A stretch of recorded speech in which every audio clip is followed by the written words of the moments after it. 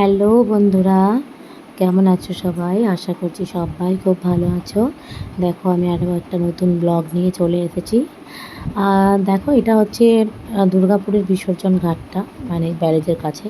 অনেকেই হয়তো গেছো, আমার আরও ব্লগগুলোতে আমি শেয়ার করেছি। তো আমি না কোনো দিন বিকেল দিকে এই ঘাটটাতে যাইনি, মানে সন্ধ্যের দিকে গেছি সন্ধ্যা আরতি দেখার জন্য।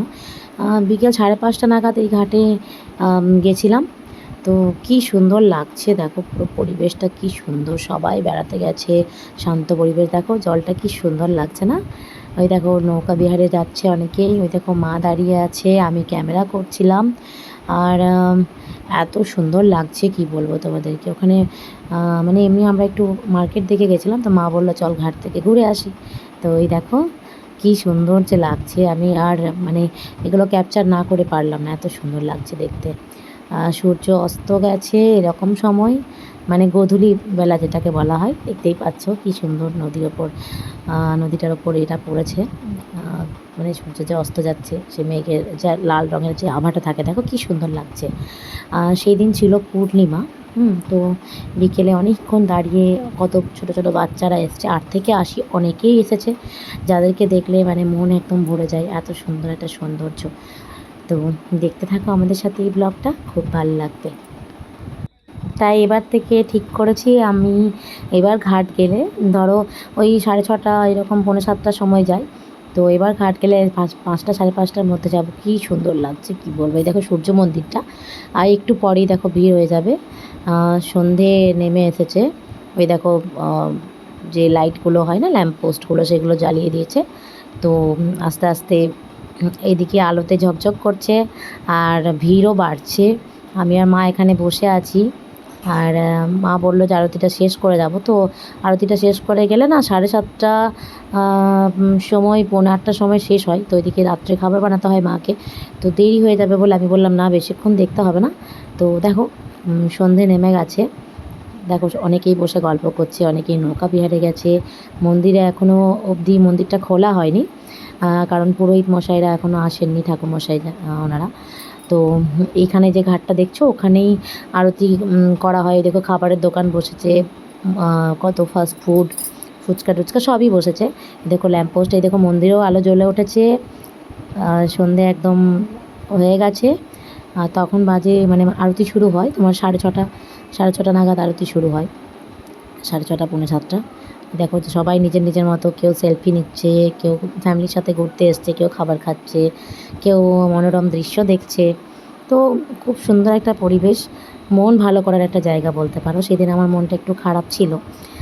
তো যাই হোক, ওখানে যাওয়ার পর ওখানে মানে আরতিটা শেষ অবধি দেখতে পাইনি, তো ওখানে গেলেই মনটা নিজে নিজে ঠিক হয়ে যায়। এই দেখো কত ভিড় হচ্ছে আস্তে আস্তে, এখানে আমরা বসে আছি। তো দেখো আরতি শুরু হবে। তো এবার পুরোহিত মশাইরা চলে এসছেন, এই দেখো দেখতে পাচ্ছ। ওনারা এবার রেডি করবেন আরতির জন্য। যে ঘাটের কাছে যে টেবিল বা আরতির যে জিনিসপত্রগুলো, পঞ্চপ্রদীপ, শঙ্খ যেগুলো লাগে, সেগুলো সবই সব রেডি করছেন।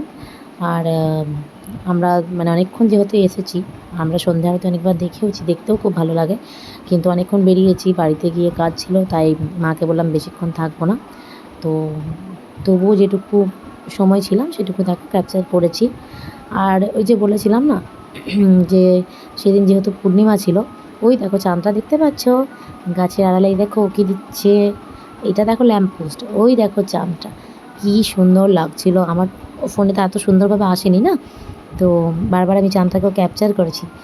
আর এই দেখো সব রেডি করছেন ওনারা, শুরু হবে কিছুক্ষণের মধ্যে, দেখতে থাকো। দেখো ওই ইয়েগুলো কী সুন্দর করেছে না, পুরো মনে হচ্ছে যেন নদীর মধ্যে মোমবাতি জ্বলছে, কী সুন্দর লাগছে। এই দেখো চাঁদটা দেখো একটু একটু করে গাছের আড়াল থেকে যেন বেরিয়ে আসছে। আর এই দেখো ভিড়টা জমে উঠেছে। আর ওদিকে আমরা বসে আছি, অপেক্ষা করছি সন্ধ্যা আরতি দেখার জন্য। ওখানে অনেকেই এসেছে যারা ছবি তুলছে, আমিও কিছু কিছু ছবি তুলেছি, খুব একটা তুলিনি, বললাম না মুডটা সেদিন একটু খারাপ ছিল, তো সেই জন্য। কিন্তু এই দেখো এই যে মন্দিরে এর পাশে যে গাছটা রয়েছে, এই গাছটাকেও মনে হলো আমি ক্যাপচার করে নিই, এত সুন্দর লাগছে। মানে হাওয়া দিচ্ছিলো তো, এবার নদীর ধারে বসা হাওয়া, বুঝতেই পারছো, খুব মৃদুমন্দ বাতাস যেটাকে বলা হয়। আর এই দেখো পুরোহিত মশাইরা সব কিছু রেডি করে দিয়েছেন। এবার পঞ্চপ্রদীপ সাজাচ্ছেন, শঙ্খ বাজাবেন, তারপর ধূপ টুপ দিয়ে তারপর শুরু করবেন আরতি। দেখতে থাকো আমাদের সাথে। দেখেছো ওই বাচ্চা মেয়েটাকে, ওই দড়িটা নিয়ে কেমন খেলা করছে, দুষ্টুমি করছে, দেখে মন ভরে যায়, তাই না বলো? তারপর দেখো এই যে সবাই বসে আছে, কত সুন্দর লাগছে দেখতে। তারপর সন্ধ্যা আরতি শুরু হওয়ার জন্য সবাইকে উঠে দাঁড়াতে বলা হলো, সবাই আমরা উঠে দাঁড়ালাম। তারপর দেখো শুরু হচ্ছে কিছুক্ষণের মধ্যে, আরতি শুরু হয়ে গেছে। আর আমাদের ব্লগটা কেমন লাগলো কমেন্টে জানিও, লাইক কমেন্ট সাবস্ক্রাইব করতে ভুলো না।